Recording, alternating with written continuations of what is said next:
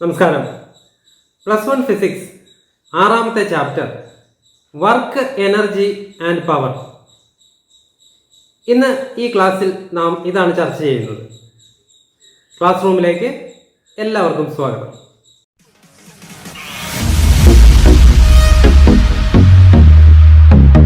ഈ ചാപ്റ്ററിൽ നമുക്ക് ആദ്യമായി പഠിക്കാനുള്ളത് സ്കെയിലാർ പ്രോഡക്റ്റ്, വെക്റ്റർ പ്രോഡക്റ്റ് എന്ന് പറയുന്ന രണ്ട് കാര്യങ്ങളാണ്. രണ്ട് വെക്റ്ററുകൾ മൾട്ടിപ്ലൈ ചെയ്യുമ്പോൾ അതിൻ്റെ ആൻസർ ഒരു സ്കെയിലാർ ആണ് എങ്കിൽ അത്തരത്തിലുള്ള പ്രോഡക്റ്റിനെ വിളിക്കുന്ന പേരാണ് സ്കെയിലാർ പ്രോഡക്റ്റ്. മറിച്ച് രണ്ട് വെക്റ്ററുകൾ മൾട്ടിപ്ലൈ ചെയ്യുകയും അതിൻ്റെ ആൻസർ കിട്ടുന്നത് ഒരു വെക്റ്റർ ക്വാണ്ടിറ്റി തന്നെയാണ് എന്നിരിക്കട്ടെ, ഇത്തരത്തിലുള്ള പ്രോഡക്റ്റുകളെ വിളിക്കുന്ന പേരാണ് വെക്റ്റർ പ്രോഡക്റ്റ്. സ്കെയിലാർ പ്രോഡക്റ്റും വെക്റ്റർ പ്രോഡക്റ്റുകളും ഭൗതിക ശാസ്ത്രത്തിൽ മിക്ക സ്ഥലത്തും ഉപയോഗിക്കുന്ന ഒരു കാര്യമാണ്. ഒരുപാട് ഫിസിക്കൽ ക്വാണ്ടിറ്റീസും ഇതുമായി ബന്ധപ്പെട്ട് നമുക്ക് പഠിക്കുവാനുണ്ട്. സ്കെയിലാർ പ്രോഡക്റ്റുമായി ബന്ധപ്പെട്ട് നിൽക്കുന്ന ഒരു കാര്യമാണ് നമുക്ക് ആദ്യമായി പഠിക്കാനുള്ളത്, വർക്ക്. വർക്ക് ഒരു സ്കെയിലാർ പ്രോഡക്റ്റ് ആണ്. ആദ്യമായി വർക്കിൻ്റെ ഡെഫിനിഷൻ എന്താണ് എന്ന് പഠിക്കാം. മുൻപുള്ള ചാപ്റ്ററുകളിൽ ന്യൂട്ടന്റെ സെക്കൻഡ് ലോ, ഫോഴ്സ് ഇവ നമ്മൾ പഠിച്ചിരുന്നു. മോഷന്റെ ചാപ്റ്ററിൽ തന്നെ ഡിസ്പ്ലേസ്മെന്റ് നാം പഠിച്ചിരുന്നു. ഈ ഫോഴ്സും ഡിസ്പ്ലേസ്മെന്റും ഉൾപ്പെടുന്ന ഒരു ഫിസിക്കൽ ക്വാണ്ടിറ്റിയാണ് വർക്ക് എന്ന് പറയുന്നത്. നമുക്ക് വർക്കിന്റെ ഡെഫിനിഷൻ പരിചയപ്പെടാം. Work done by the force is defined as the product of component of force in the direction of displacement and magnitude of this displacement.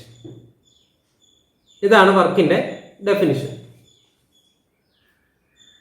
ഒരു ഗുണനഫലമായി കിട്ടുന്ന ഫിസിക്കൽ ക്വാണ്ടിറ്റി തന്നെയാണ് വർക്ക്. വർക്ക് ഒരു സ്കെയിലാർ ക്വാണ്ടിറ്റിയാണ്. അതുകൊണ്ട് തന്നെ നമുക്ക് പറയാം സ്കെയിലാർ പ്രോഡക്റ്റായി കിട്ടുന്ന ഒരു ഫിസിക്കൽ ക്വാണ്ടിറ്റിയാണ് വർക്ക്. ഫോഴ്സ്, ഡിസ്പ്ലേസ്മെന്റ് എന്ന് പറയുന്ന രണ്ട് വെക്റ്ററുകൾ, അവയുടെ പ്രോഡക്റ്റ് എടുക്കുമ്പോൾ കിട്ടുന്ന സ്കെയിലാർ ക്വാണ്ടിറ്റിയാണ് വർക്ക്. ഡെഫിനിഷൻ പ്രകാരം ഫോഴ്സിന്റെ കമ്പോണന്റ് അതുപോലെ തന്നെ ഡിസ്പ്ലേസ്മെന്റ് ഇവ രണ്ടും മൾട്ടിപ്ലൈ ചെയ്യുമ്പോഴാണ് നമുക്ക് വർക്ക് ലഭിക്കുന്നത്. വർക്കിന്റെ ഡയമെൻഷൻ m(l)(-2) t(-2). ഇതേ ഡയമെൻഷനുള്ള മറ്റൊരു ഫിസിക്കൽ ക്വാണ്ടിറ്റി കൂടിയുണ്ട്. ഏതാണത് പറയാമോ? അതെ, എനർജി. അപ്പോൾ നാം ഓർത്തിരിക്കേണ്ടത് വർക്കിനും എനർജിക്കും ഒരേ ഡയമെൻഷനാണ് എന്നാണ്. വർക്കിന്റെ SI യൂണിറ്റ് ജൂൾ ആണ്. സിമ്പിളായി പറഞ്ഞാൽ വർക്ക് എന്ന് പറയുന്നത് ഫോഴ്സിന്റെയും ഡിസ്പ്ലേസ്മെന്റിന്റെയും ഗുണനഫലമായി കിട്ടുന്നതാണ്. ഇനി വർക്കിന്റെ ഇക്വേഷൻ നമുക്ക് പരിചയപ്പെടാം. Work done by a constant force F. ഇതിന്റെ ഇക്വേഷൻ നമുക്ക് ഇങ്ങനെ എഴുതാം: W is equal to FD cos θ. ഇതിനെ നമുക്ക് W is equal to F.D എന്ന് എഴുതാം. കോസ് തീറ്റയെ ഒഴിവാക്കി നമുക്ക് F.D എന്ന് സൂചിപ്പിക്കാം. അപ്പോൾ വർക്കിന്റെ ജനറൽ ഇക്വേഷൻ എല്ലാവർക്കും മനസ്സിലായല്ലോ. W is equal to FD cos θ. ഈ സമവാക്യത്തിൽ നിന്ന് തന്നെ നമുക്ക് മനസ്സിലാക്കാം ഈ ട്രിഗ്നോമെട്രിക് ഫംഗ്ഷനായ കോസ് തീറ്റയുടെ അതിലെ ആംഗിളിന്റെ വാല്യൂ അത് മാറി വരുന്നതിനനുസരിച്ച് വർക്കിന്റെ വാല്യൂ മാറി വരും. അതിനെക്കുറിച്ച് ഒന്ന് നോക്കിയാലോ. കോസ് തീറ്റയുടെ വാല്യൂ അതിനെ ഡിപ്പെൻഡ് ചെയ്ത് വർക്കിന്റെ വാല്യൂ നാം നോക്കുമ്പോൾ വർക്കിന് 0 വാല്യൂ വരാം, നെഗറ്റീവ് വാല്യൂസ് വരാം, അതുപോലെ തന്നെ പോസിറ്റീവ് വാല്യൂസും സാധ്യമാണ്. തീറ്റയുടെ വാല്യൂ 0 ആണെങ്കിലോ? നമുക്കറിയാം വർക്കിന്റെ general equation W is equal to FD cos theta. തീറ്റയുടെ വാല്യൂ 0 ആകുമ്പോൾ cos theta എന്ന് പറയുന്നത് 1 ആണ്. അപ്പോൾ ഇക്വേഷൻ അനുസരിച്ച് W is equal to FD, അതായത് വർക്കിന് മാക്സിമം വാല്യൂ ലഭിക്കും. If theta is equal to 90 degree, ഇങ്ങനെയൊരു കണ്ടീഷൻ ആണെങ്കിലോ വർക്കിന്റെ വാല്യൂ 0 ആയിരിക്കും. If theta is between 0 degree and 90 degree, the value of work will be positive. If theta is between 90 degree and 180 degree, the value of work will be negative. ഇപ്പോൾ പറഞ്ഞ ഈ 3-4 കാര്യങ്ങൾ special കേസുകളായി നമുക്ക് പഠിക്കാവുന്നതാണ്. തീറ്റയുടെ value 90 degree ആകുമ്പോൾ വർക്കിന്റെ value നമുക്ക് എങ്ങനെയാണ് കിട്ടിയത്? അതെ, 0 കിട്ടിയത്. ഈ വർക്ക് അതിന്റെ വാല്യൂ 0 ആകാൻ ഇനി എന്തെങ്കിലും സിറ്റുവേഷൻസ് ഉണ്ടോ? വർക്ക് എപ്പോഴൊക്കെയാണ് 0 ആവുക? ആ കാര്യങ്ങളെ പറ്റി ഒന്ന് നോക്കാം. 3 സന്ദർഭങ്ങളാണ് വർക്ക് അതിന്റെ വാല്യൂ 0 ആകാൻ ഉള്ളത്. ഒന്ന്, ഇക്വേഷൻ അനുസരിച്ച് തന്നെ നമുക്ക് നോക്കിയാൽ അറിയാവുന്നതാണ്. ഡിസ്പ്ലേസ്മെന്റ് ഇല്ലാതിരിക്കുന്ന സാഹചര്യം. നമുക്കറിയാം ഫോഴ്സ് ഇൻറ്റു ഡിസ്പ്ലേസ്മെന്റ് ആണ് വർക്ക്. ഇതിൽ ഡിസ്പ്ലേസ്മെന്റ് ഇല്ലാതിരിക്കുന്ന സാഹചര്യം. അങ്ങനെ വരുമ്പോൾ ഡിസ്പ്ലേസ്മെന്റ് 0 ആകുമ്പോൾ വർക്ക് 0 ആകുന്നു. ഉദാഹരണത്തിന്, ഒരു കുട്ട നിറയെ കല്ലുകളുമായി ഒരു വ്യക്തി വെറുതെ നിൽക്കുന്നു. കുട്ട ആ വ്യക്തിയുടെ തലയിലാണ്, പക്ഷെ അദ്ദേഹം വെറുതെ നിൽക്കുകയാണ്. ഡിസ്പ്ലേസ്മെന്റ് 0 ആയതുകൊണ്ട് തന്നെ വർക്ക് 0 ആണ്. വർക്ക് 0 ആകുന്ന അടുത്ത സിറ്റുവേഷൻ ഫോഴ്സ് 0 ആകുമ്പോൾ. ഫോഴ്സ് ഇൻറ്റു ഡിസ്പ്ലേസ്മെന്റ് ആണല്ലോ വർക്ക്. അതിലെ force F is equal to 0 ആകുമ്പോൾ വർക്കിന്റെ വാല്യൂ 0 ലഭിക്കും. മറ്റൊരു സിറ്റുവേഷൻ നമുക്ക് നോക്കിയാൽ, ഫോഴ്സും ഡിസ്പ്ലേസ്മെന്റും ഇവ പരസ്പരം 90 ഡിഗ്രി ആംഗിൾ പങ്കിടുമ്പോൾ വർക്കിന്റെ വാല്യൂ 0 ആകും. ഈ 3 സിറ്റുവേഷൻസ് ആണ് വർക്കിന്റെ വാല്യൂ 0 ആകുന്നതുള്ളത്. Situations in which work done is negative. A ball is thrown in the upward direction. The work done by the gravitational force is negative.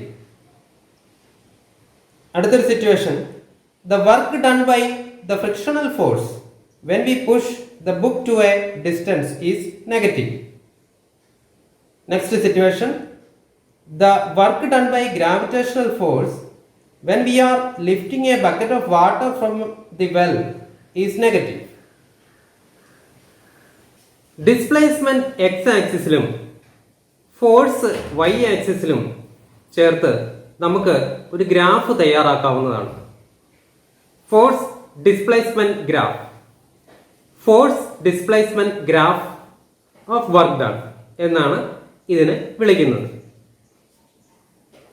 Area under this force displacement graph will give the work done.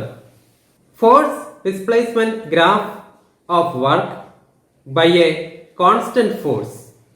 നിങ്ങൾക്ക് ഇപ്പോൾ സ്ക്രീനിൽ കാണാവുന്ന തരത്തിലുള്ള ഒരു graph ആയിരിക്കും അവിടെ ലഭിക്കുക.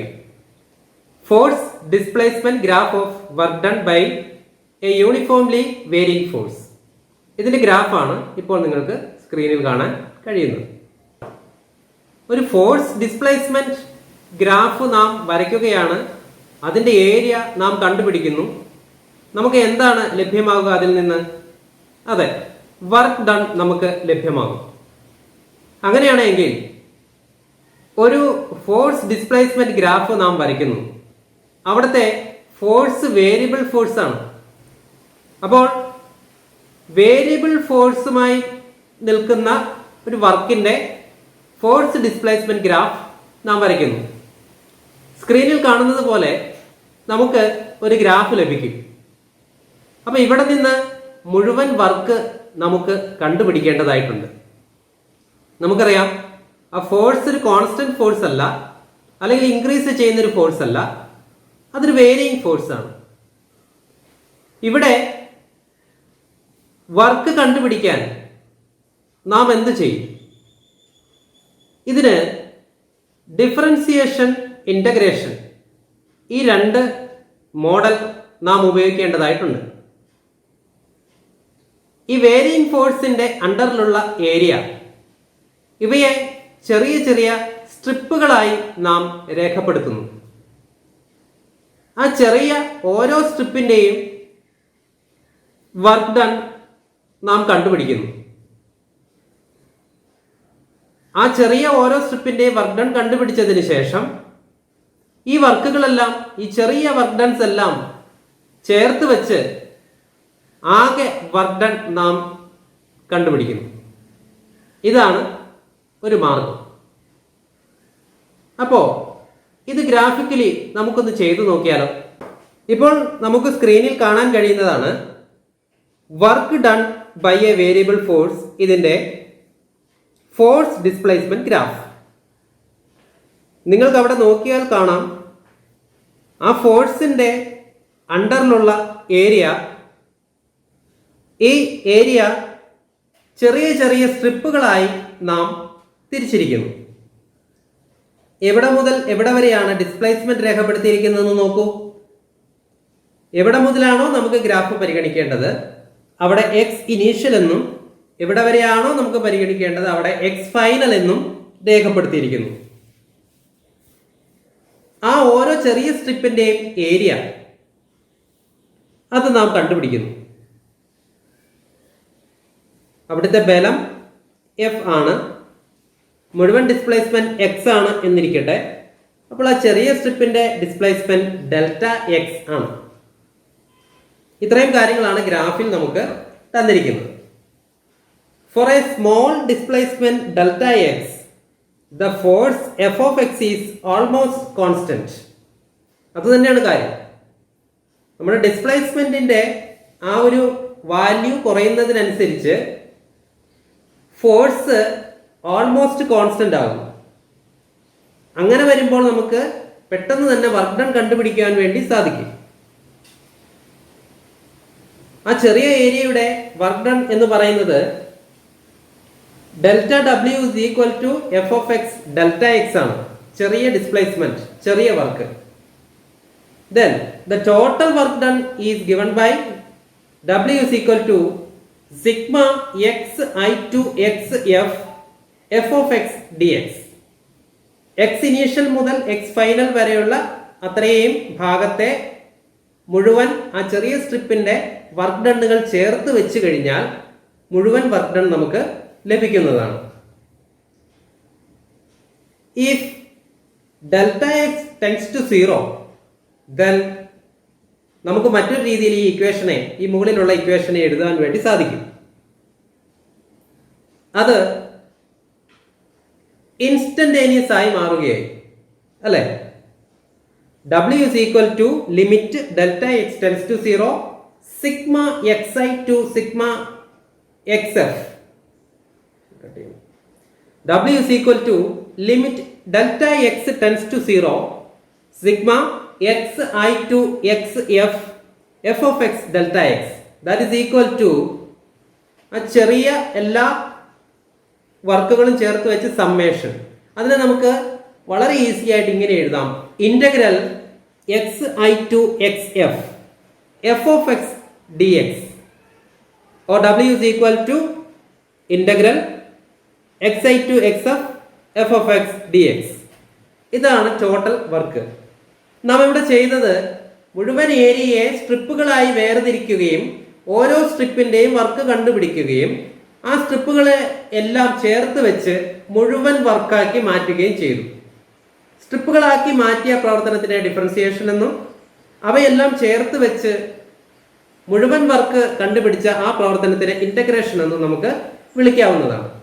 ഇപ്പോൾ നിങ്ങൾക്ക് സ്ക്രീനിൽ കാണാൻ കഴിയുന്ന ഗ്രാഫ് ഒന്ന് നോക്കൂ. ഇതാണ് വേരിയബിൾ ഫോഴ്സ് ഉണ്ടാക്കിയ മുഴുവൻ വർക്കിന്റെ ഗ്രാഫ്. ഈ ചാപ്റ്ററിലെ അടുത്ത ഭാഗം അടുത്ത ക്ലാസ്സിൽ നമുക്ക് പഠിക്കാം. ഈ ചാനൽ സബ്സ്ക്രൈബ് ചെയ്യാത്തവർ സബ്സ്ക്രൈബ് ചെയ്യുക, ബെൽ ഐക്കൺ കൂടി എനേബിൾ ചെയ്യുക. നിങ്ങളുടെ കൂട്ടുകാർക്ക് ഈ വീഡിയോ ഷെയർ ചെയ്ത് കൊടുക്കുക. അടുത്ത ക്ലാസ്സിൽ കാണാം. നമസ്കാരം.